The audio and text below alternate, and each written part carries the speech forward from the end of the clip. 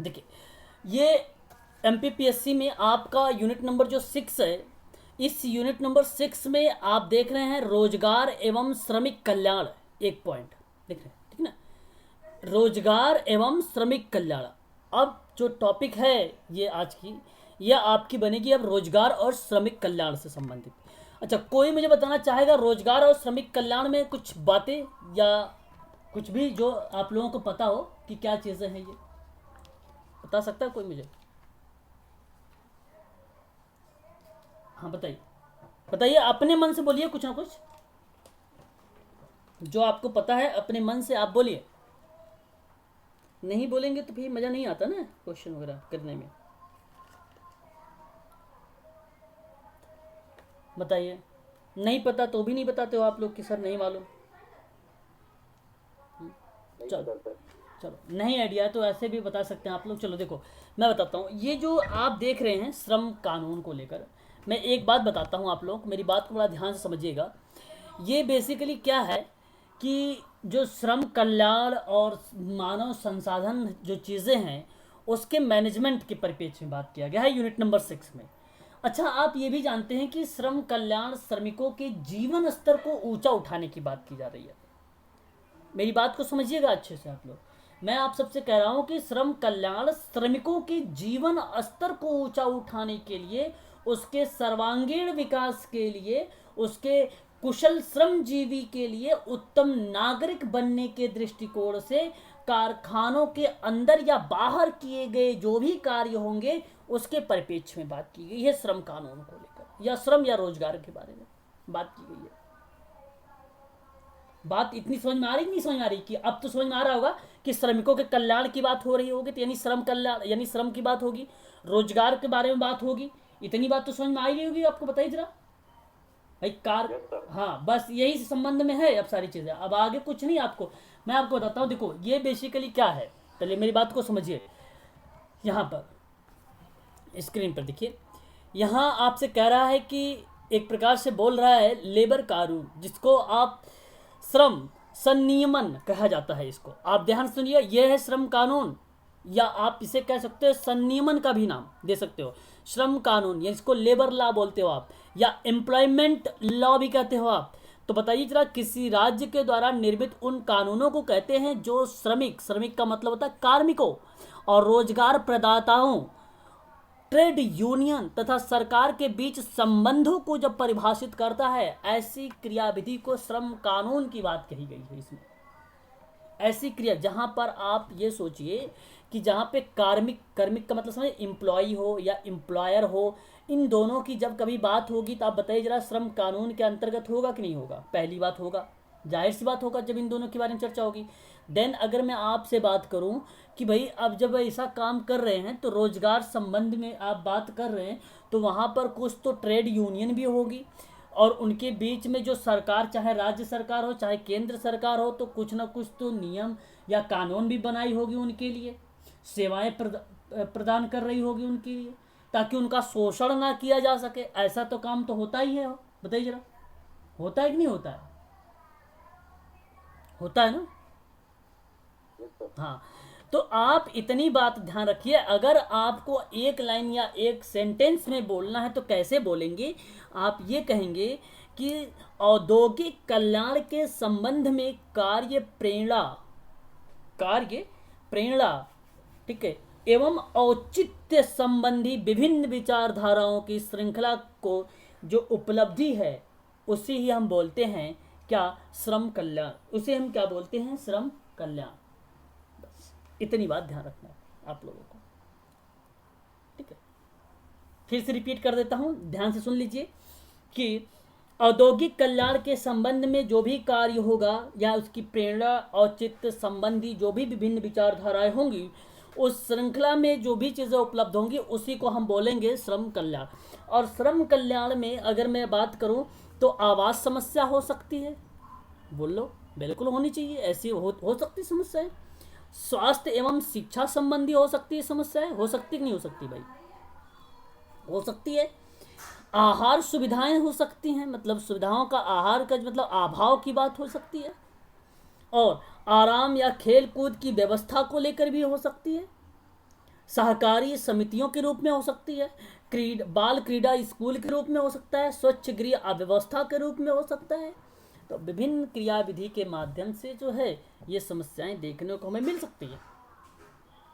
तो भारत सरकार ने श्रम कल्याण की आवश्यकताओं को ध्यान में रखते हुए एक श्रम जांच समिति लाई, और वह श्रम जांच समिति 1945 में लाया, और ये बात कही कि श्रम कल्याण गतिविधियों के अंतर्गत जो भी एम्प्लॉय होगा उस एम्प्लॉय की बौद्धिक, शारीरिक, नैतिक और आर्थिक स्थिति को बेहतर बनाया जाएगा, बेहतर किया जाएगा। इस तरीके की क्रियाविधि कही गई इसमें श्रम में, ठीक, इस तरीके की क्रियाविधि जो है कही गई थी।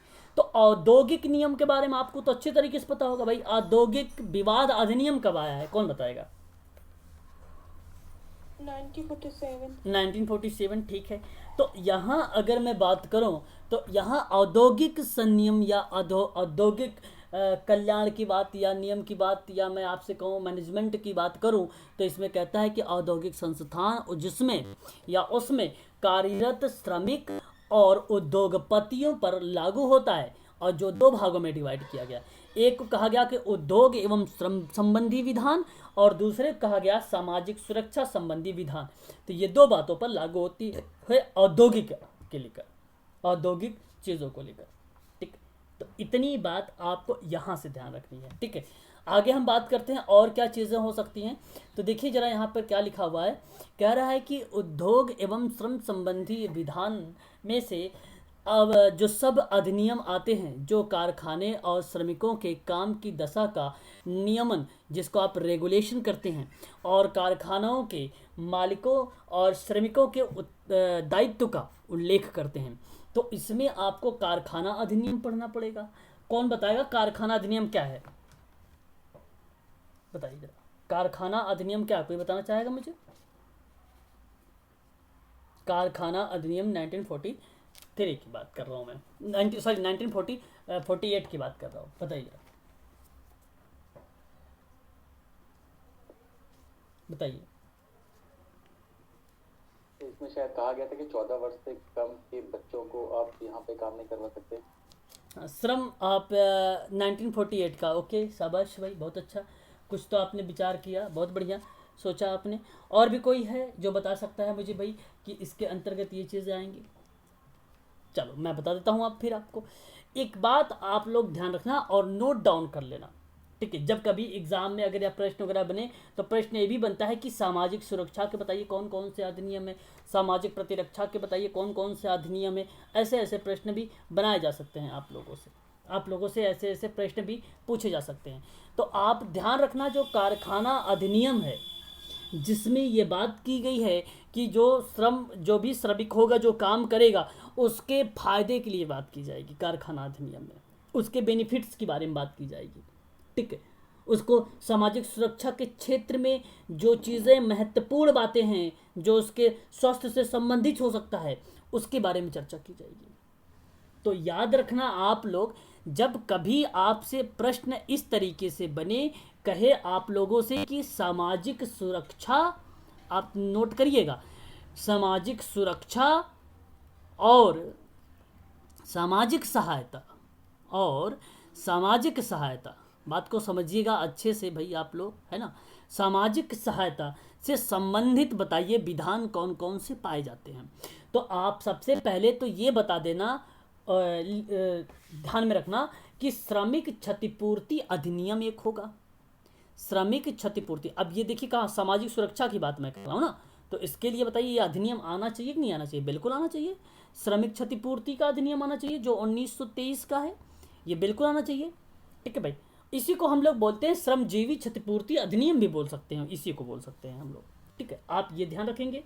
और ये अधिनियम बेसिकली जो लागू किया गया था, ये लागू की गई थी 1 जुलाई 1924 को, 1 जुलाई 1924 को। और इस अधिनियम में बहुत संशोधन किए गए हैं, बहुत सारे संशोधन हुए हैं। सबसे पहला संशोधन जो इसका हुआ था वो हुआ था, आपको बता दूं, 1926 में, ये 1923 होगा, 1923 होगा भाई, याद रखना।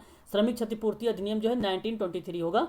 और मैं आपको बता संशोधन के बारे में तो 1926 सबसे पहले संशोधन था, उसके बाद 1929 था, उसके बाद अगर मैं बात करूँ तो 1933 था, उसके बाद अगर मैं बात करूँ तो 1937 था, उसके बाद बात करूँ तो 1938 था, 1939 थी। ये सारे संशोधन बता रहा हूँ आप लोगों को। अभी मैं आपको बताऊंगा कि प्रश्न कौन सा याद रखना आप लोगों को। 1942 उसके बाद हुआ, 1946 हुआ, बहुत संशोधन इसमें हुए। और लास्ट संशोधन अगर मैं बात करूं तो 1976 हुआ है। बस इतना ही पे आपको रुकना है। आया कब श्रमिक क्षतिपूर्ति अधिनियम? 1923 में। इसका अंतिम संशोधन कब हुआ? 1976 में। पता हुआ इतनी बात। और इसमें ये बात कही गई इस अधिनियम में, चाहे रेलवे हो, कारखाना हो, बागान हो, खदान हो, मशीन से चलने वाली जो वाहन हो, उनके निर्माण संबंधी जो भी कार्य हो रहे हैं जिसमें एक फैक्ट्री में या मैं आपसे बात करूं कारखानों में, तो उसमें उनको लाभ देने की बात करता था। अगर श्रमिक क्षतिपूर्ति हो जाएगी तो ऐसे अधिनियम बनाया गया था 1923 में। ऑन ड्यूटी अगर किसी की क्षतिपूर्ति होती है किसी एम्प्लॉय का, तो उसका लाभ के लिए बात जो करता है वो कौन करेगा? 1923 करेगा। जरा आप मुझे बताइए, क्या ये बात अब आपको समझ में आ गई कि सामाजिक सुरक्षा की दृष्टिकोण से भारत के संदर्भ में श्रमिक क्षतिपूर्ति अधिनियम एक व्यापक रूप देती है जिसमें श्रमिकों को लाभ की बात करती है? बताइए। श्रमिकों की काम के दौरान अगर मृत्यु हो जाए, यदि वो दिव्यांग हो जाए, तो और आर्थिक दिव्यांगता या स्थानीय दिव्यांगता के लिए क्षतिपूर्ति की अलग अलग दरें को निश्चित जो करता है, बताइए कौन से अधिनियम में करता है? तो आप मुझे बताइए, अगर व्यक्ति ऑन ड्यूटी वहाँ पे दिव्यांग हो गया, मतलब उसका हाथ पैर या कोई एक कट गया है, तो बताइए उसकी क्षतिपूर्ति कौन करेगा? कौन सा अधिनियम करेगा? कारखाना अधिनियम करेगा कि श्रमिक क्षतिपूर्ति वाला अधिनियम होगा वो करेगा? बताइए।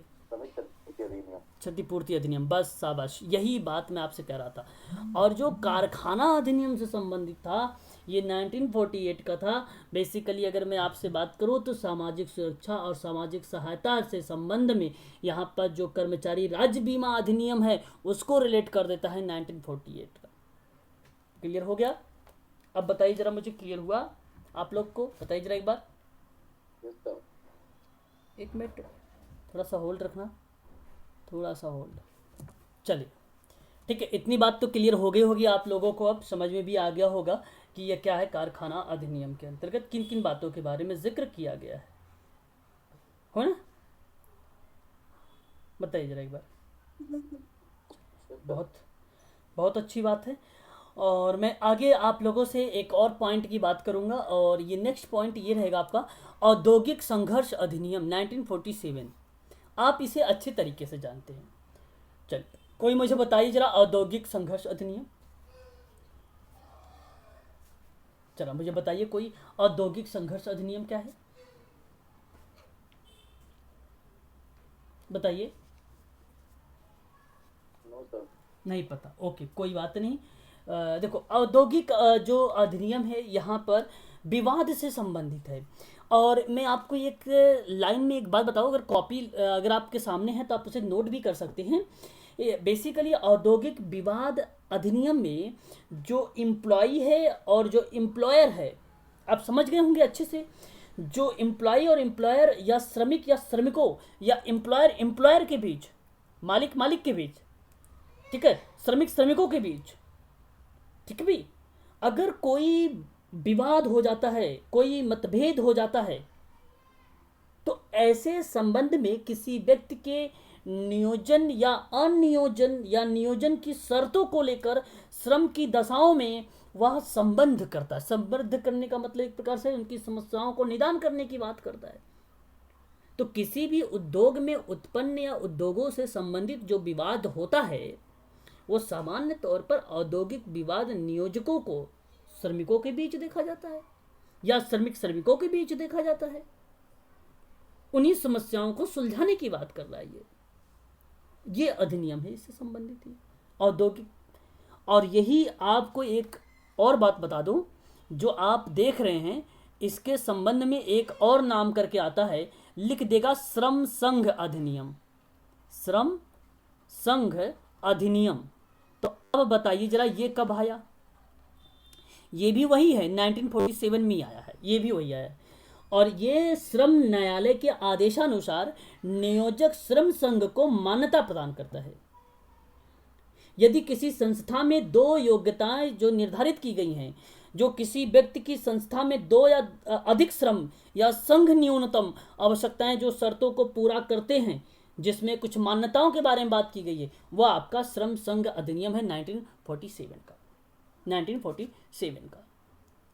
अब आपको बताओ, अगर इनमें जो विवाद अगर आ गया तो बताइए जरा उस विवाद को समाप्त कैसे करोगे? कुछ रूल है, मैं आपको यहां पर बताता हूं, कुछ रूल है। तो सबसे पहले आप लोग ध्यान से मेरी बात को सुनिए, वो रूल कौन कौन से हैं जब आप औद्योगिक विवाद अधिनियम को सुलझाओगे। तो एक तो आपका होगा पहला पॉइंट, कॉपी पर नोट करिएगा, आप लोग लिखिएगा भी, और उसका नाम है आपका सामूहिक सौदेबाजी। सौदेबाजी, जरा मुझे बताइए सामूहिक सौदेबाजी क्या है? क्या पता है आप लोगों को सामूहिक सौदेबाजी क्या है? बताइए, मैं बताता हूँ। सामूहिक सौदा जो हाँ जो कार के बीच में जो वाली एक दूसरे की सर्वे उसको कहते हैं। ओके, ठीक है। अब मेरी बात जरा सुनिए, ठीक है, मेरी बात सुनिए एक बार। मैं आपसे कह रहा हूँ कि सामूहिक सौदेबाजी औद्योगिक विवाद सुलझाने का सबसे आसान तरीका में से एक माना जाता है।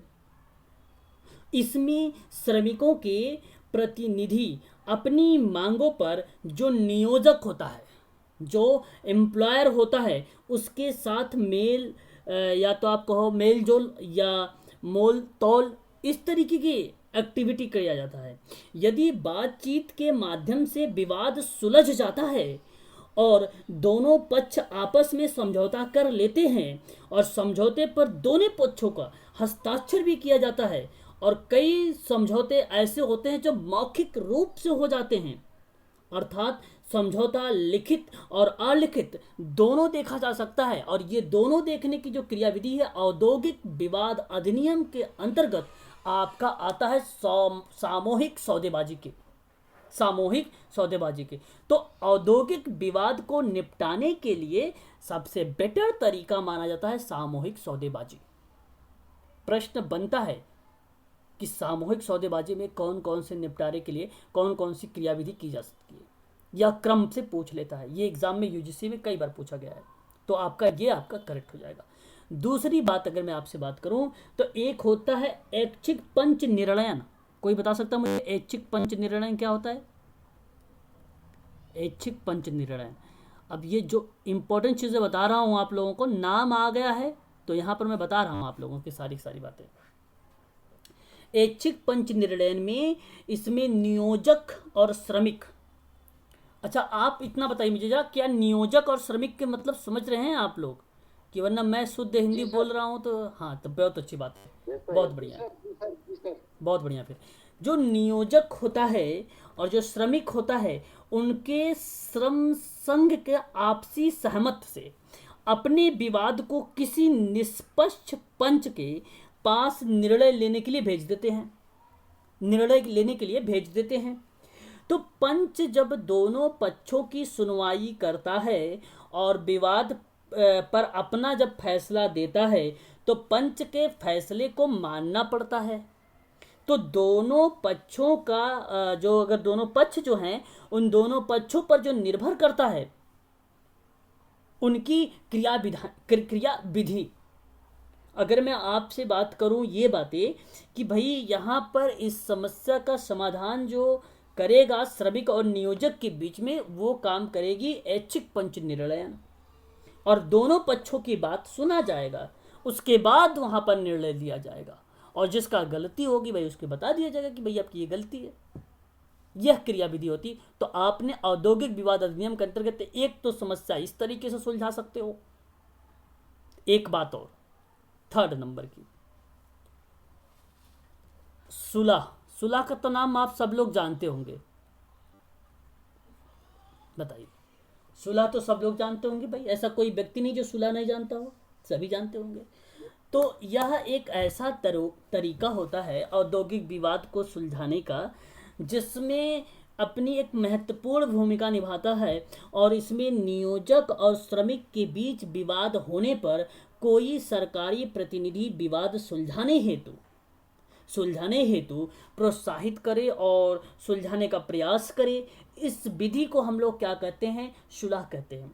आज की कंडीशन में, वर्तमान समय में श्रम विभाग में पदाधिकारियों का विवाद सुलझाने का कार्य कर रहा होता है सुलह एक प्रकार से।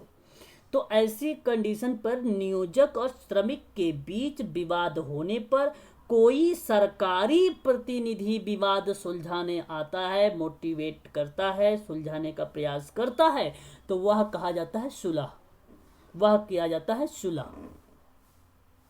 अब तो बात समझ गए होंगे। औद्योगिक विवाद में अब ऐसे नहीं कि आप चले गए, प्राइवेट वाला बंदा आ गया सुलह करवा रहा है, भैया कौन हो तुम? वो कौन? अगर वो प्राइवेट है तो फिर कहां से कर सकता है सुलह? तो गलत हो जाएगा। तो ये होता है आपका औद्योगिक विवाद का एक थर्ड पॉइंट, सुलह भी। इसे ध्यान भी रखिएगा आप लोग। पॉइंट नंबर 4 की एक बात करता हूं मैं आप लोगों से, और वो है मध्यस्थता। कितने लोग जानते हैं मध्यस्थता का मतलब क्या होता है? बताइए जरा। उपचार होता है, या मेडिटर का नाम सुना? मेडिटर, सोशल वर्कर एक मेडिटर होता है ना भाई, एक मध्यस्थता भी होता है। तो ऐसे में अगर जब नियोजक और श्रमिक के बीच कोई विवाद हुआ और उसका विवाद का समस्या का सुलझाने का प्रयास कोई तीसरा बंदा करता है, और ये पहुंच गया सोशल वर्कर और उस समस्या का समाधान कर दिया, वह कहलाएगा आपका मध्यस्थता, बस इतनी बात आपका याद हो जाएगी। एक आपका होता है अधिनिर्णयन। आप शायद अच्छे से समझ रहे होंगे, मैं आशा भी कर रहा हूं आप लोगों से कोई दिक्कत भी नहीं आ रही होगी। अगर कोई दिक्कत आ रही होगी तो आप मुझसे पूछ भी सकते हैं। अधिनिर्णयन, अब देखिए इससे संबंधित प्रश्न पूछे गए हैं एग्जाम में, मैं बता देता हूं आप लोगों से पहले भी, इसलिए ध्यान रखिएगा। अधिनिर्णयन की बात अगर मैं करूं तो यह ऐसा विवाद होता है, इस विवाद को सुलझाने का एक न्यायिक विधि होती है अधिनिर्णयन में। जब कोई विवाद सामूहिक सौदेबाजी, सुलह, मध्यस्थता, पंच निर्णयन के द्वारा जब नहीं सुलझ पाता है, समस्या का निदान नहीं हो पाता है, तब हम करते हैं अधिनिर्णयन। और अधिनिर्णयन क्या होता है? तब सरकार इन विवादों को सुलझाने के लिए अधिनिर्णयन के पास भेजती है, और ये बात पहुंची है सरकार के पास। सरकार ने क्या कर दिया? अधिनिर्णयन के पास भेज दिया, और इसमें फैसला आने तक कोई भी पक्ष किसी भी प्रकार का औद्योगिक कार्यवाही नहीं कर सकता जब तक उसका फैसला नहीं आएगा। जैसे आपने नाम सुना होगा स्टे का नाम सुना है आप लोग? बताइए जरा, कोई बच्चे बताइए जरा, स्टे का नाम सुना है किसी ने? जमीन वगैरह में जहाँ पे स्टे लगाया जाता है, यस सर। क्या चीज सर? जमीन वगैरह में जो स्टे लगाया जाता है, आपने सुना है? जमीन वगैरह पाबंदी की तरफ से ना? हाँ, एक प्रकार से पाबंदी। Very good. जब तक अब स्टे जब तक कोर्ट के द्वारा वो पूरी तरीके से हटता नहीं, तब तक वो मकान नहीं बनता। तब तक अगर मैं कहूँ कि उस ज़मीन में जब तक वहाँ पर कोई खेती नहीं की जा सकती। अगर आप ज़मीन पे लगाएंगे तो उसमें कुछ नहीं होगा भाई, स्टे लग गया तो खेती में कुछ नहीं किया जाएगा। मकान में लग गया तो मकान वहीं पे रुक जाएगा स्टे। जब तक यह एक प्रकार से अधिनिर्णय ऐसे ही कुछ एक्टिविटी कर रही है सोशल वर्क में, औद्योगिक विवाद अधिनियम में, जब तक वहाँ पे कोई निर्णय नहीं आएगा, तब तक वो वहाँ पर वो कंपनी भी नहीं खुलेगी, और वो कार्यवाही जो मतलब श्रमिक है वो कहीं काम भी नहीं करेगा। ठीक है, ऐसी क्रिया विधि होती है, इसको बोलते हैं अधिनिर्णयन। और यह निर्णय होता है कहाँ पर? औद्योगिक विवाद अधिनियम में। ठीक है, तो ये आप लोगों को ध्यान रखना है। ये था आपका औद्योगिक विवाद अधिनियम का। जानते हैं औद्योगिक विवाद का अगर मैं पूछूं आप लोगों से, कारण क्या हो सकता है कि जो समस्याएं आ सकती हैं, क्या दिक्कतें हो सकती हैं? जैसे आप लोग नौकरी कर रहे होंगे, आप सोचिए क्या दिक्कतें हो सकती हैं कि जिससे ये समस्या उत्पन्न हो जाए आपके अंदर, श्रमिक और उसके अंदर, नियोजक के अंदर। पता है आप लोगों को कारण? मैं बताता हूँ। एक तो कारण ये हो सकता है भाई, क्यों महेश सर बताइए जरा, आर्थिक कारण नहीं हो सकता है, आर्थिक कारण नहीं हो सकता है, बताइए जरा।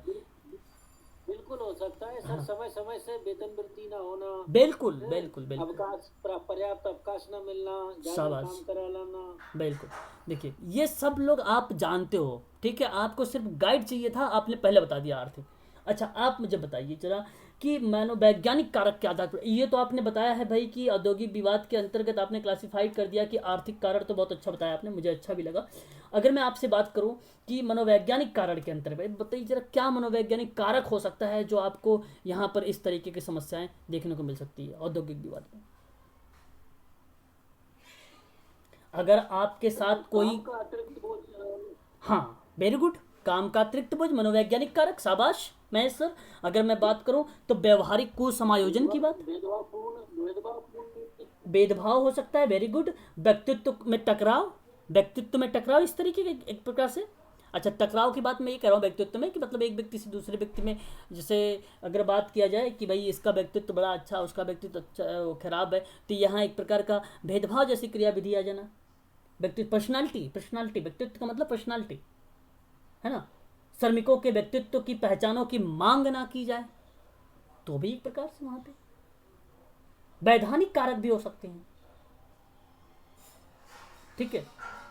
सामूहिक सौदेबाजी को भंग किया जाना, वेतन आयोग में अनुशंसा को पारस्परिक अधिकारों के आधार पर ना मिलना, ये एक प्रकार के वैधानिक हो जाता है। कम्युनिस्ट पार्टी, बीएमएस जो है उसकी पार्टी, एनआईटीयूसी की पार्टी, ये सारी की सारी जो दलों की बात में, क्या एक बार वो प्रश्न बनाया गया था, एग्जाम में पूछा गया था, एन आवास की समस्या, हाँ आवास की समस्या, बहुत सारी समस्याएं ऐसी हो सकती हैं, बहुत सारी ऐसी दिक्कतें आ सकती हैं। याद रखिएगा ये सारी की सारी, सारी की सारी इंपॉर्टेंट बातें थी, ठीक है भाई। बहुत अच्छी बातें आपने बताया भाई, और आप सबको पता भी होना चाहिए सबकी सब बातें, ठीक है। तो ये आप लोग ध्यान रखिएगा, यह एक प्रकार का आपका हो जाता है औद्योगिक विवाद अधिनियम के संबंध में, ठीक है भाई। चलिए आगे बढ़ते हैं, और यहाँ पर आप देखिए भारतीय श्रम संघ अधिनियम। अच्छा देखो वही है श्रम संघ अधिनियम जो मैंने यहाँ पर बात किया था 1947 की, और यहाँ पर बात हो रही है 1926 की। अच्छा वही अधिनियम है ये जो मैं आप लोगों से पहले बता चुका हूँ, ये वही अधिनियम है जो कारखाना अधिनियम से रिलेट कर रहा था आप लोगों का, उसी से रिलेटेड है जहाँ पे औद्योगिक के संबंध। तो भारत में औद्योगिक श्रम की समस्याएं और उसके विधान के बारे में जब बात की जाती है तो ये एक्टिविटी भी देखने को हमें मिल जाती है। तो सुरक्षा के संबंध में हो सकता है, स्वास्थ्य के संबंध में भी हो सकता है, ठीक है, खतरनाक धुएं या गैस के संबंध में हो सकता है। यह श्रम संघ अधिनियम है 1926 का। चलो एक बार मुझे कोई बताइए कि भारतीय श्रम संघ, बताइए जरा, बताइए भारतीय श्रम संघ अधिनियम 1926 क्या है, कोई बता सकता है? इसमें श्रमिक संघों को कानूनी प्रतिष्ठा प्रदान की जाती है और उसके लिए सदस्यों के लिए कानूनी दरखास्त या आपराधिक अभियोग के बारे में बात की जाती है। आम जनता के सामने संघों की, संघ मतलब ऑर्गेनाइज की प्रतिष्ठा बढ़ाने के बारे में, ठीक है, ये बात आपको ध्यान रखनी, ठीक है भाई। श्रम संघ अधिनियम, यस सर। यही है ट्रेड यूनियन अधिनियम भी, इसी को बोलते हैं ट्रेड, ठीक है भाई उन्हें। तो चाहे अस्थायी रूप से अस्थायी रूप से कर्मचारी नियोक्ता के बीच संबंध या कामगारों या कामगारों के बीच या नियोक्ताओं के बीच संबंध विनियमित करने के लिए किसी व्यापार या कारोबार का अगर मैं बात करूं तो आचरण को प्रतिनिधित्व करने की बात करता है ना, उनको मतलब एकत्र करने की बात करता है। इस तरीके की क्रियाविधि जो है अग्रसर करता है, आगे बढ़ाने की क्रियाविधि जो है करता है, ये याद रखिएगा, इस इंपॉर्टेंट ये भी था, ठीक है भाई। भृत्य भुगतान अधिनियम, किसी को पता है भृत्य भुगतान अधिनियम? भृत्य भुगतान अधिनियम 1936,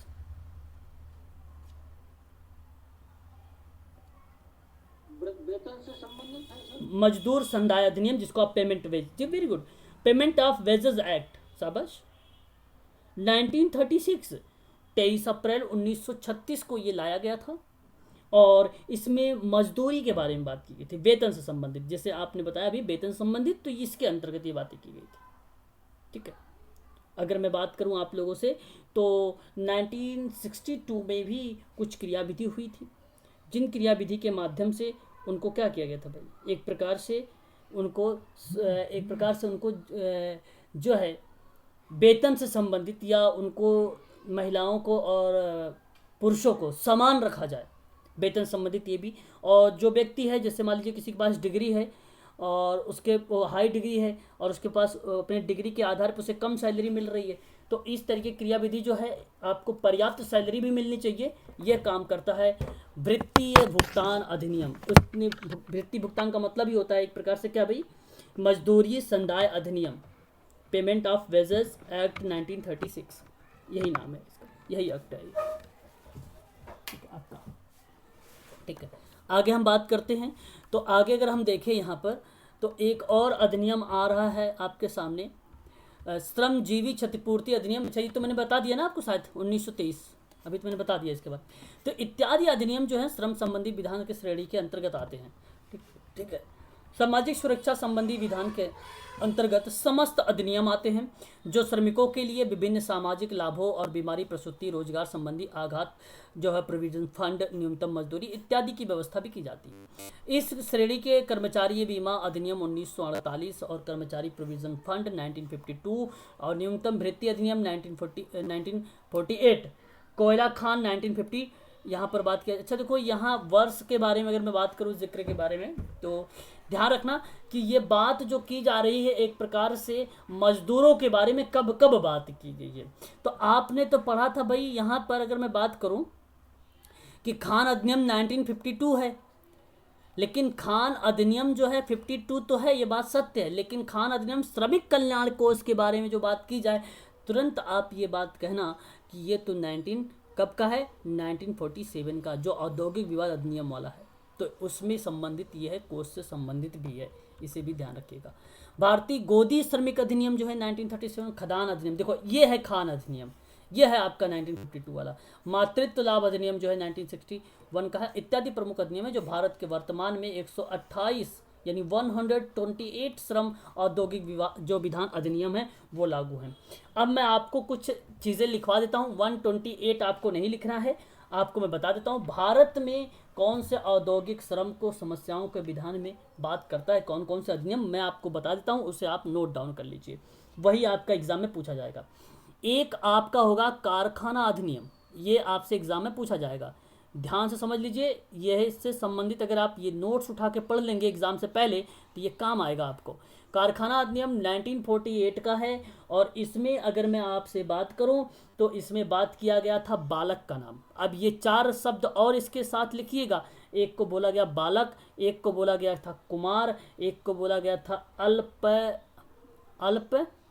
व्यक्ति बोला गया था, और आगे अगर मैं बात करूं तो एक को बोला गया था वयस्क। ये 4 बातें इसमें याद रखिएगा। मैं बता देता हूं बालक क्या होते हैं। बालक हम उसे कहते हैं जिसने अपनी आयु का 15वां वर्ष पूरा ना किया हो, 15 साल ना पूरा किया हो, और वो क्या हो जाएगा, आपका बालक हो जाएगा। कुमार हम किसे कहते हैं, 15 से 18 के बीच, मतलब अगर मैं बात करूं 18 पूरा ना किया हो, 18 पूरा ना किया हो और 15 वर्ष पूरा कर चुका हो, उसे हम बोलेंगे क्या, कुमार बोलेंगे। याद रखिएगा, एक लाइन में आप लोग इसको लिख लीजिए कॉपी पर अपने। और अल्पवय व्यक्ति का मतलब क्या होता है, अल्पवय व्यक्ति का मतलब क्या होता है कि एक ऐसा व्यक्ति जहाँ पर अगर मैं कहूँ या जो बालक और कुमार दोनों हो। अल्पवय व्यक्ति में हम इसको रिपीट कर देंगे, जो बालक एज होगी प्लस में या तो आपका कुमार की एज होगी, हम इन दोनों आयु वाले बालक को बोल देते हैं अल्पवय व्यक्ति बोल देंगे, वो अल्पवय व्यक्ति बोल देंगे। लेकिन अब आपको बड़ी दिक्कत हो रही होगी कि सर मैं आइडेंटिफाई कैसे करूँगा एग्ज़ाम में, क्योंकि अगर कुमार का एज आ गई तो मैं कैसे इसको डिफाइन करूँगा कि ये अल्पवय वाला व्यक्ति है।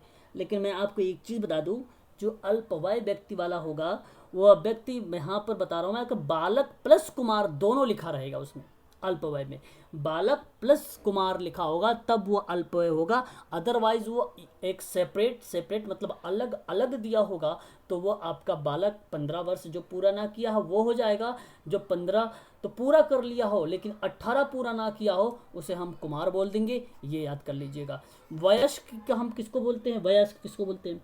वयस्क का मतलब ये होता है कि जिसने 18 वर्ष पूरा कर लिया हो और उसको बोला जाता है वयस्क। तो ये तो बहुत ही सरल था, आपको पता हो गया होगा कारखाना अधिनियम 1948 का। भाई समझ में आ गया? बताइए एक बार। Yes sir. तो ये चीज़ें हैं, आप ध्यान रखिएगा। हम लोग श्रम और रोजगार के संबंध में देख रहे हैं, ठीक है, याद रखिएगा, यूनिट नंबर 6। ठीक है भाई, आगे हम बात करते हैं। तो यहाँ पर ये चीज़ें तो क्लियर हो गई। और अच्छा ध्यान रखना आप लोग, इसका प्रावधान ये है कि स्वास्थ्य संबंधी उपबंध की बात करेगा। स्वास्थ्य मतलब सफाई रखे का जो है, तापमान इक्वल हो, धूल धुआं इत्यादि चीज़ें, गंदगी चीज़ें ना हो, और आर्द्रता ना फैली हो, पेयजल की स्वच्छ पेयजल की व्यवस्था हो, शौचालय होना चाहिए वहाँ पर, थूकदान होना चाहिए वहाँ पर, इत्यादि क्रियाविधि जो है, इन सारी चीज़ों के बारे में ये जो है जिक्र किया जाता है। तो इसका आप खासकर ध्यान रखेंगे। ठीक है, सुरक्षा से संबंधी भी उपबंध है। ठीक है, घेराबंदी की बात अगर किया जाए, एक बार एग्जाम में प्रश्न बन गया था कि भाई बताइए कौन सा अलग है, तो वो ऑप्शन में आता था घेराबंदी भी था, और क्या था भाई, लॉकडाउन करके था, तालाबंदी करके था। ठीक है, इस तरीके से कुछ चार ऑप्शन दिए हुए थे। मैंने आप लोगों से वो क्वेश्चन भी करवाया था, वो क्वेश्चन मुझे एग्जैक्ट याद नहीं आ रहा है, बट मैंने ये क्वेश्चन करवाया। ये प्रश्न यहीं से पूछा गया था, वो यूजीसी में यहीं से प्रश्न पूछा गया था। ठीक है, यहीं से। तो यंत्रों की घेराबंदी होती है, तो कहने का मतलब ये हुआ कि प्रत्येक कारखानों में जो यंत्र होंगे वो यंत्रों की घेराबंदी सुरक्षित रूप से होना चाहिए। ऐसे नहीं कोई नुकीली चीज़ हो उसे बाहर ही फेंक दो, ऐसा नहीं होना चाहिए, मतलब सुरक्षित होना चाहिए वो भी चीज़, औजार वगैरह। तो यहाँ पर घेराबंदी उसको एक बात बोला गया कि यंत्रों की घेराबंदी हुई है, यंत्र की घेराबंदी हुई है। तो ये आप ध्यान रखिएगा इसके संबंध में। ठीक है, जैसे वयस्क के परिप्रेक्ष्य में अगर मैं बात करूं आपसे, तो वयस्क के परिप्रेक्ष्य में जैसे दैनिक कार्यों के बारे में बात करना चाहिए कि कितने घंटे काम होने चाहिए, साप्ताहिक काम कितने घंटे होने चाहिए, विश्राम का यानी जो अंतराल है वो कितना होना चाहिए, ये कारखाना अधिनियम में आता है। साप्ताहिक छुट्टियां कितनी होनी चाहिए, है ना, और अतिकाल कार्यों के लिए मजदूरी कितनी होनी चाहिए, दोहरी नियोजक के प्रतिबंध के बारे में कितनी बात होनी चाहिए। ठीक है, वयस्क कर्मकारों के बारे में क्या बात होनी चाहिए, ये सारी चीज़ों के बारे में यहाँ पर जिक्र किया गया था। ये चीज़ें आप लोग ध्यान रखिएगा। ठीक है भाई, उसके बाद आपका आएगा ट्रेड यूनियन। ये आपका एक क्लियर हो गया, यहाँ से प्रश्न बनेगा, इसे याद रखिएगा। बहुत सारे अधिनियम है, देख रहे हैं आप यहाँ पर 128 हैं, लेकिन मैं वही बता रहा हूँ जो आपके एग्जाम में आने वाला है। एक होगा श्रम।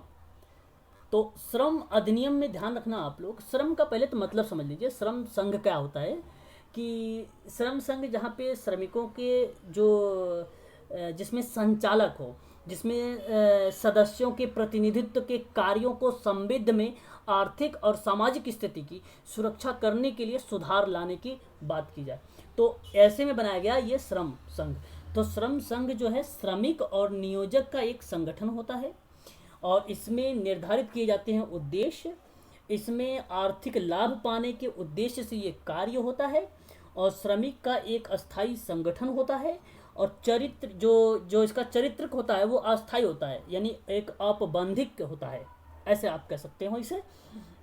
और पदाधिकारी, कार्यकारिणी या आम सभा, वित्त और सदस्य इत्यादि की व्यवस्था भी होती है इस संरचना के आधार पर। ठीक है, तो ये होता है आपका ट्रेड यूनियन।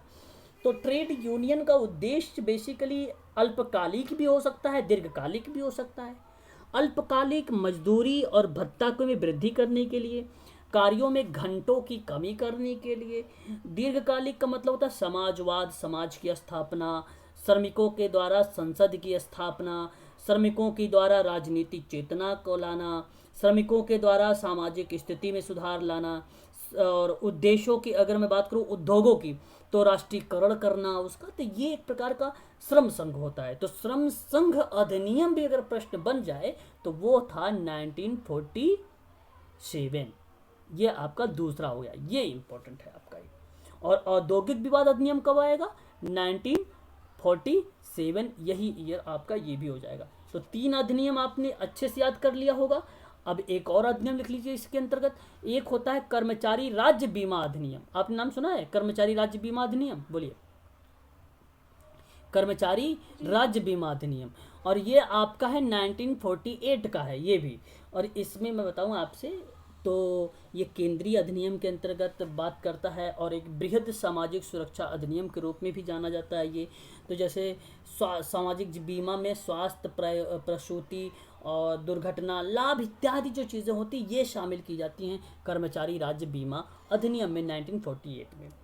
कर्मचारी राज्य बीमा अधिनियम के अंतर्गत बहुत सारे जैसे अंशदान हो गया, विस्तार हो गया, बीमारी के बारे में बात करना। बीमारी मतलब कहने का मतलब ये हुआ कि उसके अगर बीमार व्यक्ति है तो उसको लाभ के बारे में बात करना, यह काम जो है इसके अंतर्गत किया जाता है। ठीक है भाई।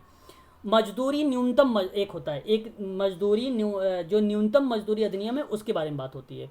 तो न्यूनतम जो मजदूरी अधिनियम है ये भी आपका 1948 का है। ठीक है। तो इसमें कहने ये कहा गया कि कमज़ोर वर्गों का शोषण मत करो आप, उनको जितना वेतन मिलता है उतना वेतन देने की कोशिश करो आप, ये बात कही गई है इसमें, इस आर्टिकल में। ठीक है। तो एक प्रकार से अगर मैं बात करूँ तो बुनियादी न्यूनतम जैसे मिनिमम बेजेस वगैरह जो तैयार किया जाता है वो मजदूरी न्यूनतम मजदूरी अधिनियम जो 1948 है उसके अंतर्गत किया जाता है। तो ये बातें हो जाती है। उसके बाद अगर मैं बात करूँ आपसे, मजदूरी भुगतान अधिनियम एक है आपका मजदूरी भुगतान अधिनियम, और मजदूरी भुगतान अधिनियम 1936 है।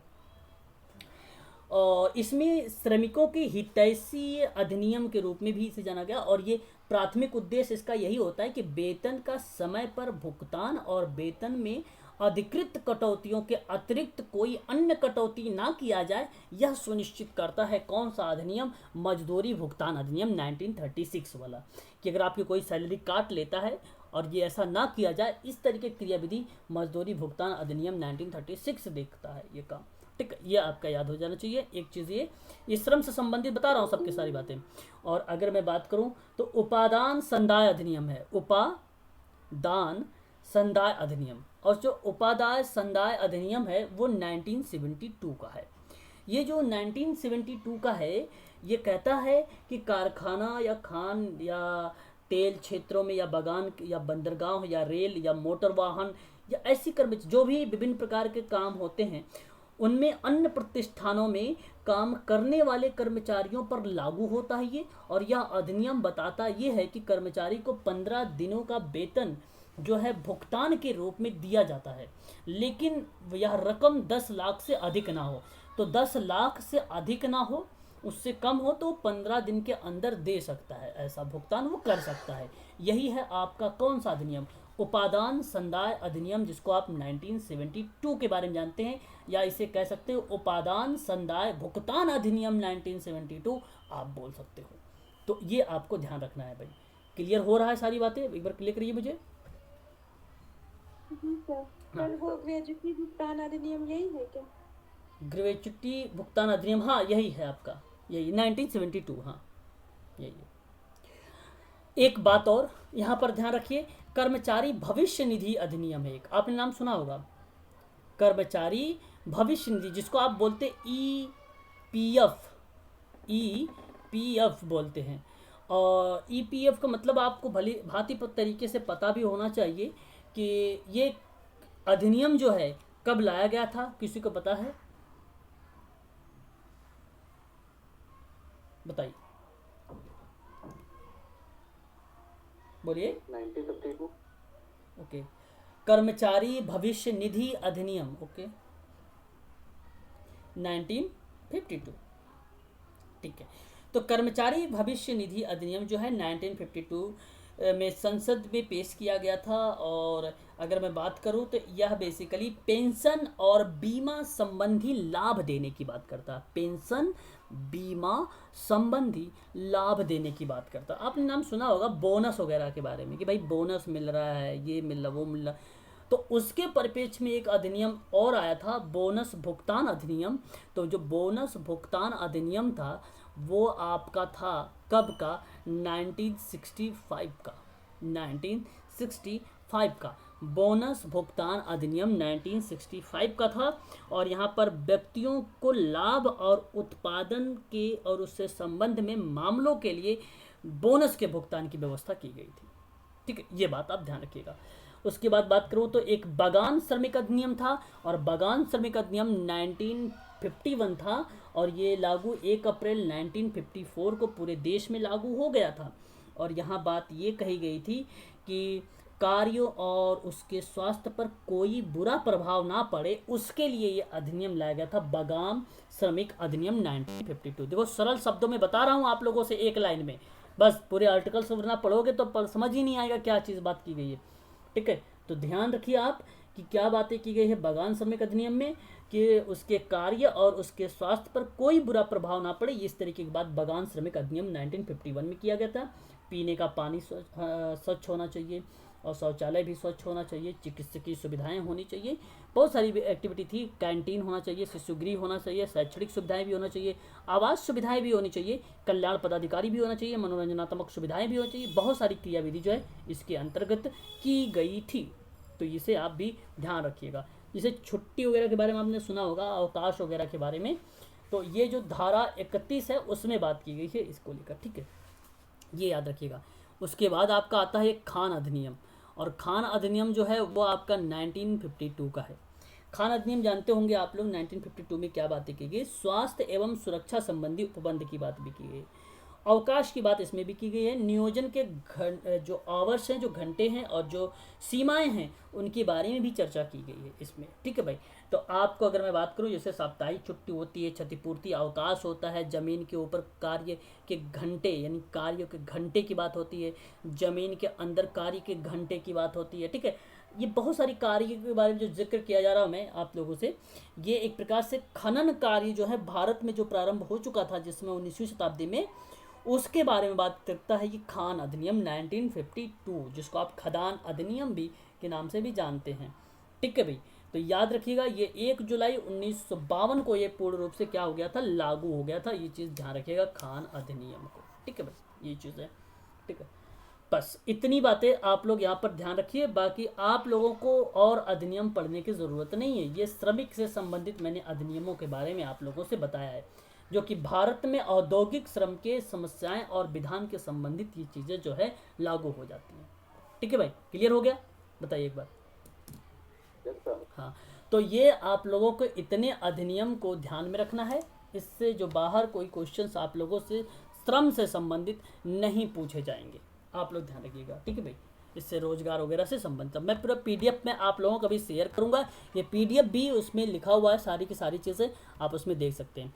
श्रम कानून का अगर मैं उद्देश्य की बात करूं तो आप देख रहे हैं औद्योगिक का प्रसार को बढ़ावा देना, मजदूरी को अगर बात करूं तो अर्जकों को अस्थायी वर्ग को लेकर एक वृद्धि करना, विभिन्न देशों में आर्थिक और जो है सामाजिक जीवन को श्रमिकों को बढ़ाने के लेकर श्रम संघों का विकास करने की बात की है। ठीक है, बहुत सारे इसके उद्देश्य हैं जो आप यहाँ पे देख सकते हैं। ठीक है भाई, सब सारी चीज़ें आपको पीडीएफ में यहाँ पे मेंशन मिला हुआ मिल जाएगा। ठीक है, मैं आगे बात करता हूँ। और औद्योगिक विवाद के अधिनियम के अंतर्गत देखो यहाँ पे, अच्छा मैंने सारे अधिनियम के बारे में यहाँ पे लिखा हुआ है, जितने मैंने अधिनियम बोला है आप लोगों से ना, मजदूरी अधिनियम बोला है, औद्योगिक अधिनियम बोला है। ठीक है, ये सारे के सारे मिल जाएंगे आप लोगों को। ठीक है भाई, याद रखना आप सभी लोग। अच्छा, अगर मैं रोजगार की बात कर रहा हूँ तो रोजगार के संबंध में कुछ अधिनियम है, उसे भी आप ध्यान रखिए। जैसे मैं अगर मैं कहूँ औद्योगिक रोजगार अस्थायी आदेश, अब यहाँ पे ध्यान रखिए, एक प्रश्न ये भी बनेगा अगर कभी प्रश्न बने, औद्योगिक रोजगार, ठीक है ये रोजगार लिख रहा हूँ, आप लोग कॉपी पर भी लिखिएगा, औद्योगिक रोजगार अस्थायी आदेश अधिनियम जो है वो 1946 में आया था, 1946। ठीक है, अब इसमें बेसिकली ये बातें हुई थी कि बताया ये गया था कि प्रत्येक प्रतिष्ठान को लागू करें। जैसे सरकार, जो केंद्र सरकार थी वो नियंत्रण करने की बात करती थी, रेल प्रशासन, बड़े बंदरगाह, खान तेल क्षेत्र इत्यादि से संबंधित था ये। ठीक है, जो अस्थायी रूप से था और औपचारिक रूप से परिभाषित किया जाता था इसको। ठीक है, औद्योगिक अधिनियम के अंतर्गत। और एक था अंतर्राष्ट्रीय प्रवासी श्रमिक, जो रोजगार और सेवा शर्त को विनियमन का अधिनियम से नाम से जाना गया था, वो 1979 में जाना गया था, 1979 में जाना गया था। ये आप इसे ध्यान रखिएगा। ठीक है, 1979 में। अंतर्राष्ट्रीय प्रवासी श्रमिक अधिनियम 1979 में।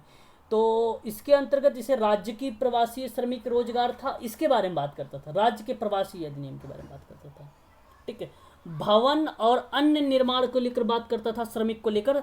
तो रोजगार और सेवा शर्त को एक प्रकार से विनियमन के अधिनियम के बारे में बात होता था। तो वो जो आर्टिकल आया था वो 1996 में आया था, 1996 में आया था। तो ये 3 वर्ष हैं जो आप सबके लिए इम्पोर्टेंट है ना, याद भी रखिएगा इसे, तीनों के तीनों, जो कि एग्ज़ाम के लिए बहुत इम्पोर्टेंट है। ठीक है, चलिए आज के लिए इतना ही। अच्छा,